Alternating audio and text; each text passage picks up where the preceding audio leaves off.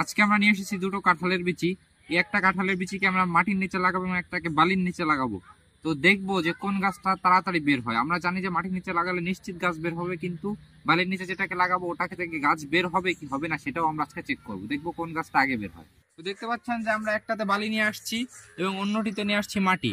তো এই দুটোর মধ্যে আমরা এখন একটার মধ্যে দিব হচ্ছে একটা বিচি, আর একটার মধ্যে দিব হচ্ছে আর একটা বিচি। দুইটা কাঁঠালের বিচি দিয়ে দিব এবং দেখবো যে 15 দিন পরে কোনটার মধ্যে গাছ জ্বালায়। এবং আমরা এই বিচিটা একটা ইসের ভিতরে, মাটিটার ভিতরে একটা দিয়ে দিব।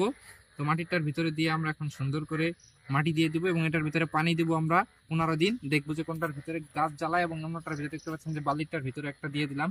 বালিটার ভিতরে জ্বালাবে কিনা আমরা শিওর না, তাও আমরা চেক করব, দেখবো যে আসলে জ্বালায় কিনা, আপনারা তাহলে জানতে পারবেন।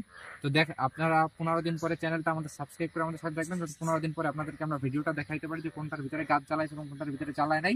তো আপনারা চ্যানেলটি সাবস্ক্রাইব করে আমাদের পাশেই থাকবেন। আমরা